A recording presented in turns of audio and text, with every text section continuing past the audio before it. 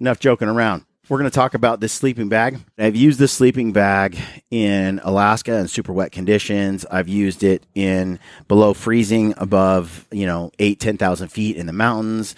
We've used it basically in every condition possible, tested it many ways. As you all know, who have followed the podcast for a while, I really can't stand sleeping bags that are not roomy. They're miserable, especially if you get all sweaty. If you're backpacked in far, you're going to be out for 10 days in a row. Sometimes we're out 15 days without ever coming home. You don't have access to a lot of showers. You get sticky and sweaty and nasty. And one of the things I cannot stand is a sleeping bag that presses my legs together as well as my manly parts, and they can't breathe. I'm sweaty, and the bag reeks. Yep, I'm with you. Room. So, some of you haven't noticed, we don't have much thigh gap. There are other, correct. And I have some stout hammies, quads. So I wanted to, you know me, I complain about most of the sleeping bags on the market because they just aren't wide enough and roomy enough.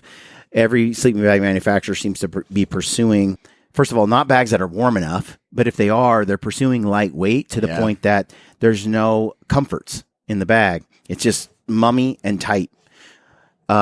We wanted a bag that was built for hunting, that could cover tons of bases, and that was a one bag does it all kind of bag. Yep.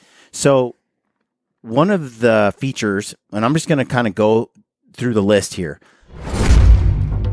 All right, folks, I hope you're enjoying the podcast. We're going to take a quick minute to tell you about our Gritty Movie Night, which is happening on February 17th, the week of the Hunt Expo. If you're going to be up here in Salt Lake City for the Hunt Expo, come and join us. It's a Saturday night. It's going to be a fun night. There's prizes. We got Leupold. We got Weatherby coming. Peax equipment. There might be a sleeping bag. We're going to give away a ton of stuff there. Here's the teaser. Hope to see you there. It's going to be awesome.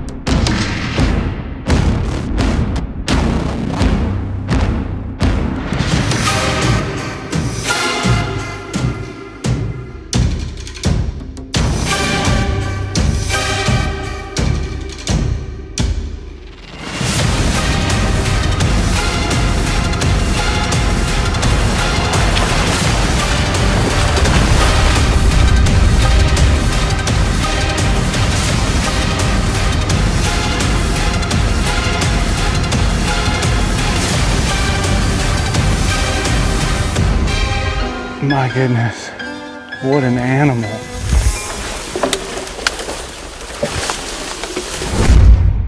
One of the main features, as you can see, are the baffles for your arms to come out the side of the sleeping bag. Well, you guys know I like to glass from my sleeping bag on occasion. Sometimes it's miserable. It's so cold. It's, -5, and you're out there trying to glass for mule deer, whatever, with the wind ripping in your face. We wanted a bag that you could actually climb inside of and use like a jacket. And so the hood comes over the top. You can tighten it right here. Your arms can come out the baffle. It's super simple. Arms tucked back in inside. The thing about the baffles, the concern we had was, will cold air just draft in? Yeah. And can you, do these things really work? And dude, the final product is legit. They close right up. And they're just right there for the ready to put your arms out. I'm going to talk a little bit more about that in a minute. You got the hood, and it can go up just like a jacket. So you can wear your jacket, put this thing on, and climb inside and have double the comfort. Right. When you're glassing, you're sitting still. You're not moving very much. And so that lack of movement, lack of blood flow, it's really easy to get cold. That was a key feature. And you can tuck that hood away, too. You don't want the hood? Tuck it away. Yes.